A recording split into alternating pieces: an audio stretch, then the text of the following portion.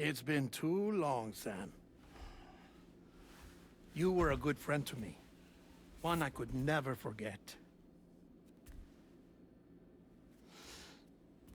Which is why I took steps to ensure that this message would only play upon your arrival.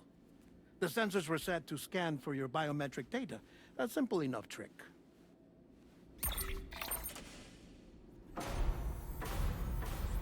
Now, this was originally a geophysics laboratory established for the study of earthquakes.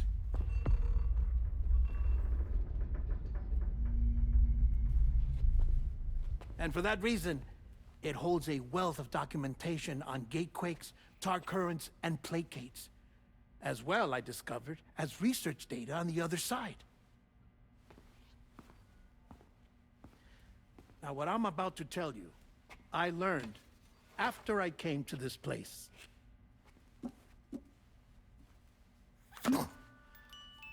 Imagine that this is the lab.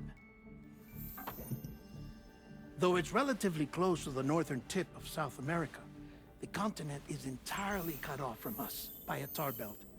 And so we have no idea what's going on down there. Nor do we know the state of any continent other than our own. The researchers here were trying to establish contact with the rest of the world. They were well equipped to do so, as the facility had once been used to launch research satellites.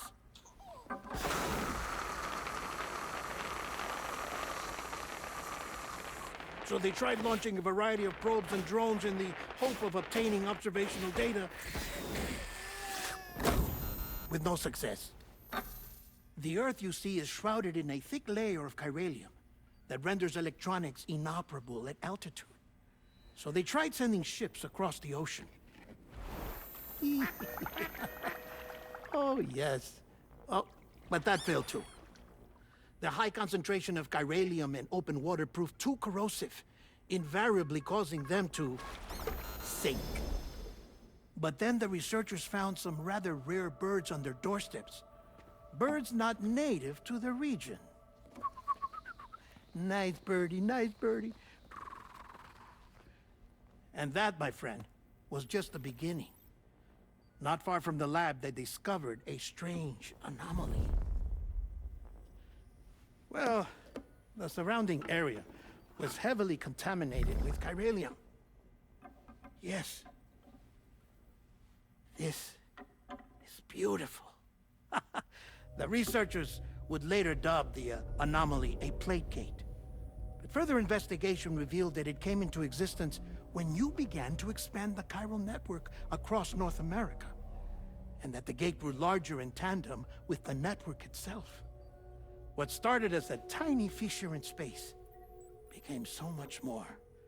The researchers duly installed cameras to study the gate and its surrounding area. Now, to their surprise, they caught footage of some unusual marsupials. Yes, a kind you wouldn't expect to normally encounter in Central America, like the birds. But to confirm their suspicions,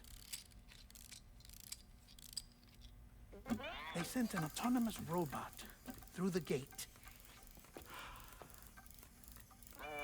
The soil samples it collected were consistent with the archived geological data from the southern hemisphere.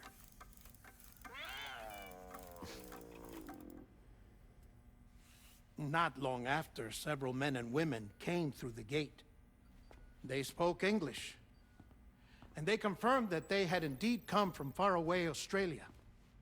We finally knew the world outside North and Central America had survived.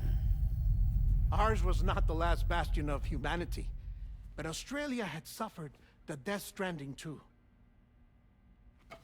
Undeterred, the researchers began working closely with Bridges and conducted a series of tests, paving the way for an expedition to Australia that would lay the groundwork for chiral network expansion.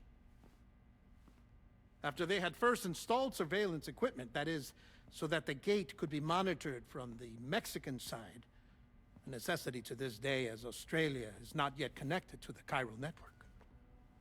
The UCA may not have dreams of conquest and control, but they aren't about to let just anyone use the gate. Indeed, that's one of the reasons they were so determined to connect Australia to the network in the first place. Well, I suppose that's all I have to say about the Plate Gate. There's something else that I need to tell you, though. Something far more important. Mind if I pause it here? I have to go take a shower. Gate quake detected. Sam, a gigantic BT just showed up outside. We're prepping weapons for you now. Access the terminal up top and take whatever you need. We're counting on you.